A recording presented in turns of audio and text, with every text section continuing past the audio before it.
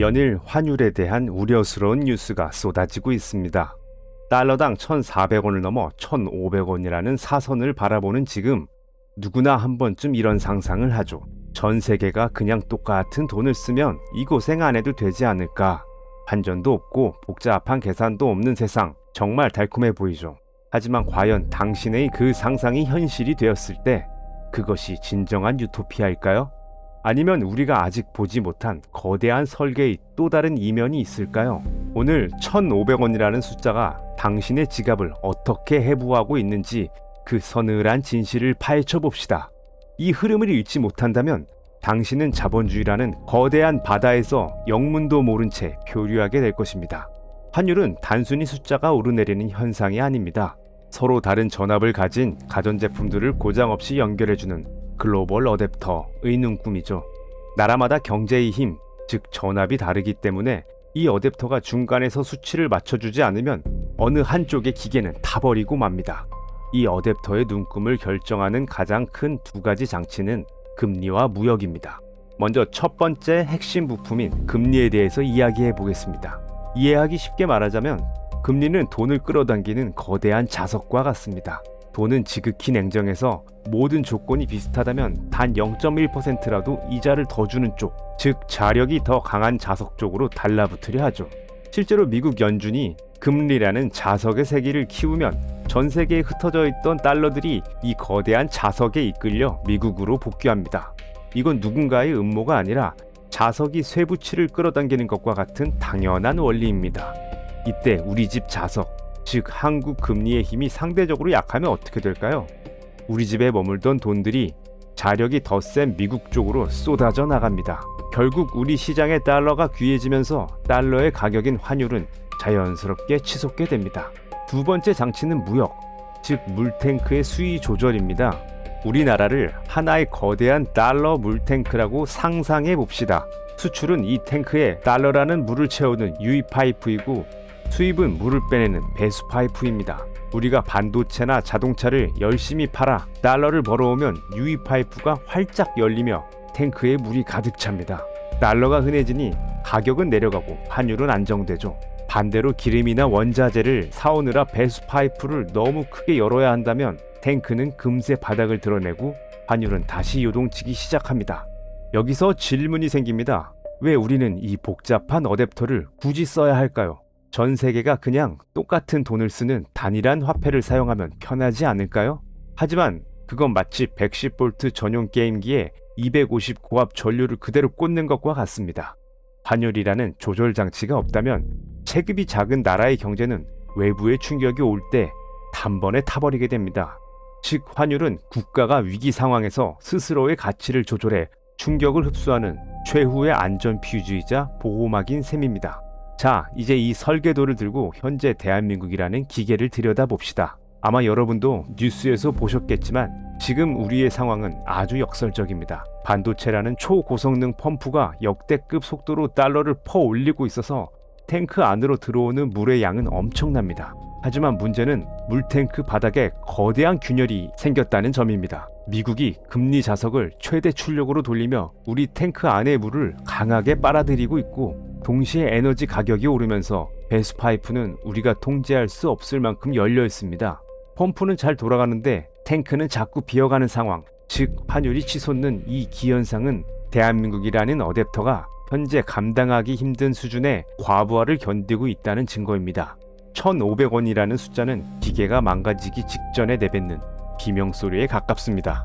자, 환율 기계실의 원리를 알았으니 이제 이 기계가 누구의 주머니를 채우고 누구의 주머니를 비우는지 그 부의 강제 전송 과정을 살펴봅시다. 이건 누군가 나쁜 마음을 먹고 조종하는 음모가 아니라 환율이라는 시스템이 작동할 때 발생하는 아주 자연스러운 하지만 아주 잔인한 물리 법칙이죠. 이해를 돕기 위해 A 학교를 하나의 경제 시스템이라고 하고 학교 매점의 법칙을 통해 수출 우등생과 평범한 학생의 차이를 살펴봅시다. 학교 안에서만 쓰는 교내 쿠폰이 있고 B 학교와 거래할 때 쓰는 B 학교 달러가 있다고 칩시다.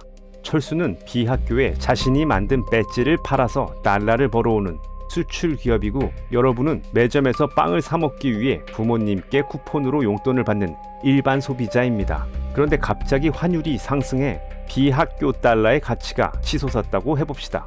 철수는 예전이랑 똑같이 배지 하나를 팔아 1달러를 벌었지만 이걸 학교 쿠폰으로 바꿨더니 예전엔 10장이던 게 이제 15장이 됩니다.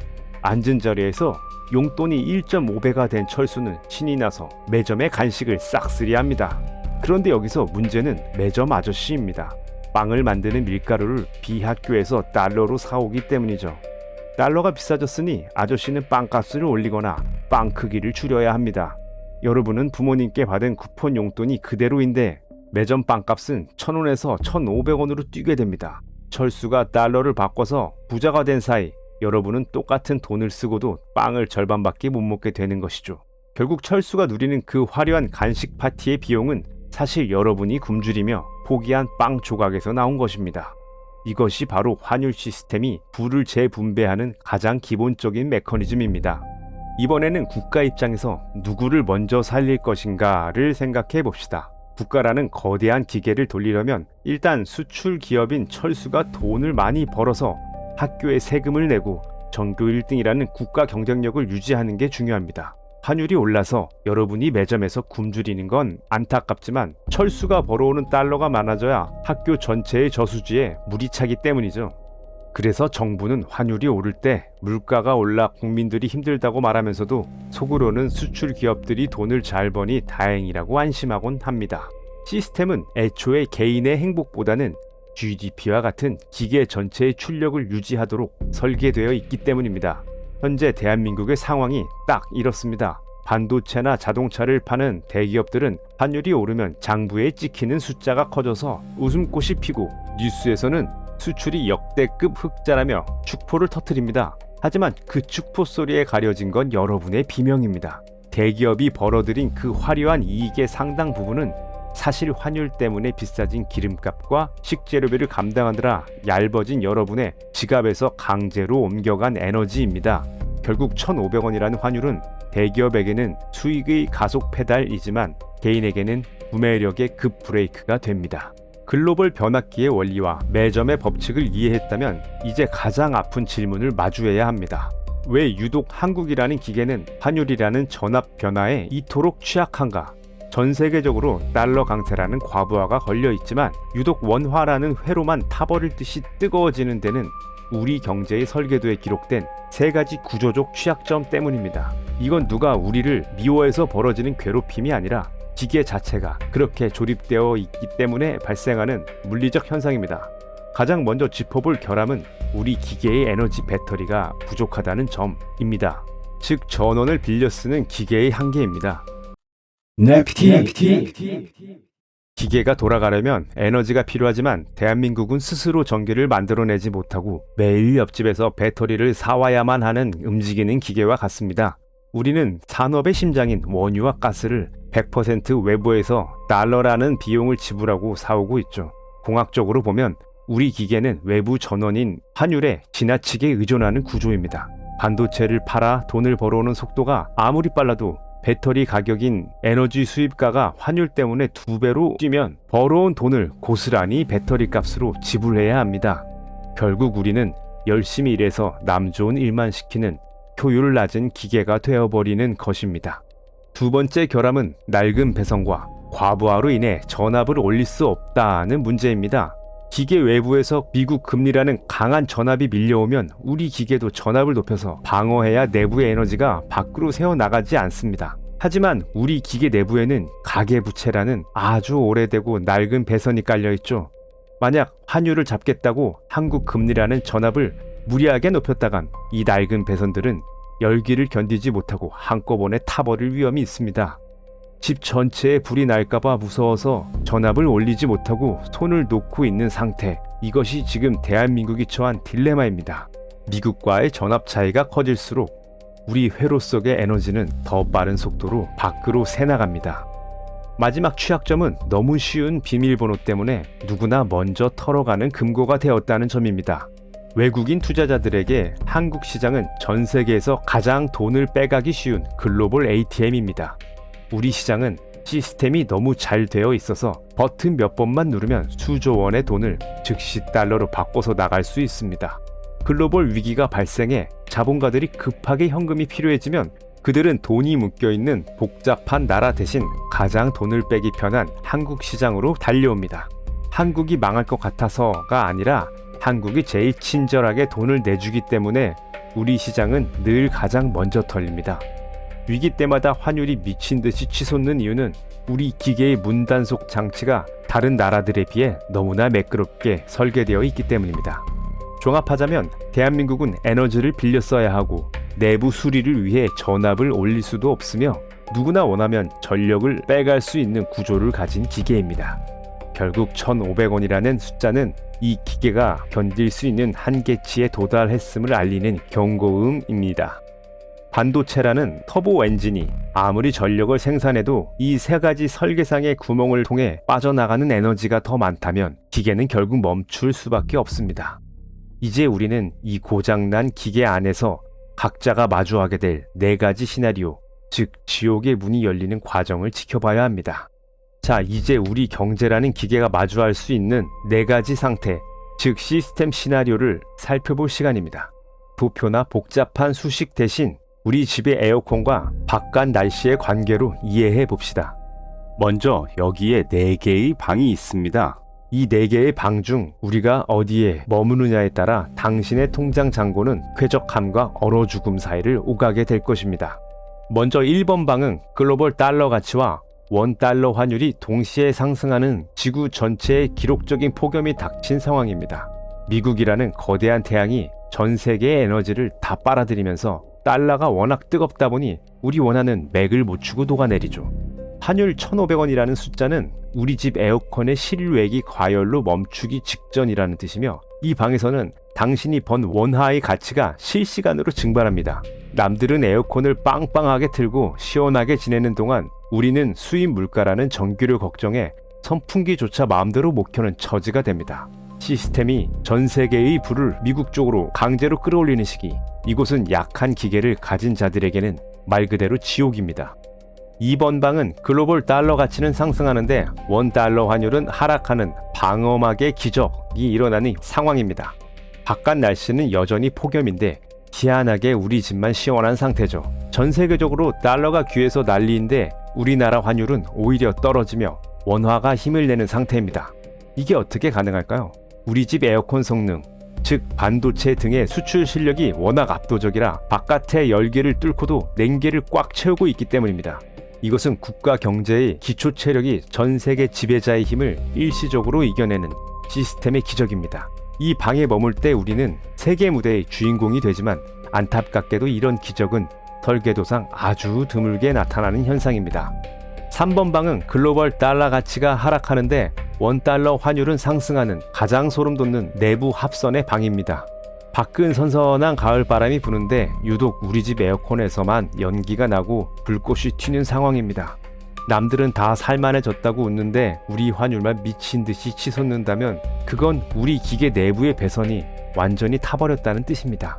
즉 국가 신용이나 내부 경제 시스템에 심각한 고장이 있다는 신호죠. 이 방의 문이 열리는 소리가 들린다면 뒤도 돌아보지 말고 도망쳐야 합니다. 이건 외부 날씨 탓을 할 수도 없는 기계 자체가 수명을 다해 멈춰버리는 시스템 셧다운의 전조이기 때문입니다. 마지막 4번 방은 글로벌 달러 가치와 원 달러 환율이 모두 하락하는 봄날의 착각입니다. 날씨도 좋고 에어컨도 잘 돌아가는 평화로운 상태라 사람들은 이제 살만하다며 빚을 내서 소비를 즐기기 시작하죠. 물가가 안정되어 마치 우리가 진짜 부자가 된 것 같은 기분에 취합니다. 하지만 시니컬하게 말씀드리자면 이 방은 시스템이 잠시 열기를 식히는 휴식기일 뿐입니다.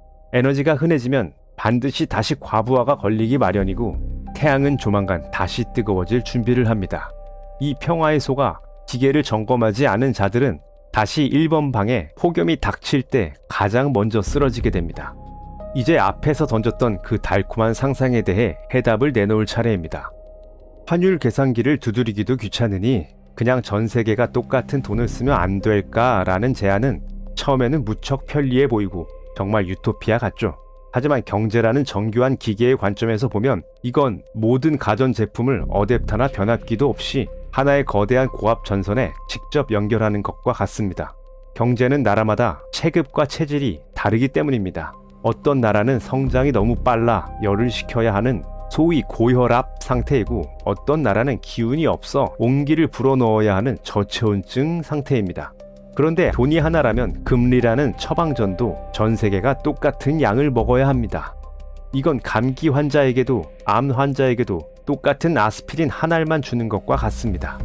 결국 중앙은행이 전 세계 평균에 맞춰 금리를 결정하는 순간 고열 환자에게는 효과가 미지근하고 저체온 환자에게는 치명적인 독약이 처방되는 꼴이 됩니다. 환율은 각 나라가 감당할 수 없는 외부의 충격이 들이닥칠 때 스스로의 몸값인 통화 가치를 조절해서라도 기계 전체가 타버리는 걸 막아주는 충격 흡수 장치이자 마지막 보루입니다. 만약 우리가 원화 없이 달러를 그대로 쓴다면 어떨까요? 우리 집 거실에 불이 났는데도 미국의 날씨가 춥다는 이유로 미국 연준이 금리를 내려 우리 집 불길에 기름을 붓는 상황을 그저 손 놓고 지켜봐야 합니다. 만일 화폐라는 이름으로 이 방어막을 제거하면 결국 자본은 가장 힘이 세고 효율적인 거대한 엔진이 있는 국가로만 쏠리게 됩니다. 약한 나라는 일방적으로 불을 빨리게 되는 거대한 전력 손실처나 빨대의 끝단이 되는 거고, 국가의 생사 여탈권을 강대국의 중앙은행에 넘겨주게 되죠.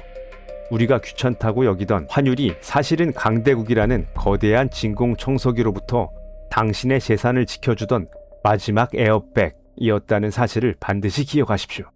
이제 결론을 내리겠습니다. 환율 1,500원이라는 숫자는 우리에게 두 가지 길 중 하나를 선택하라고 강요하고 있습니다.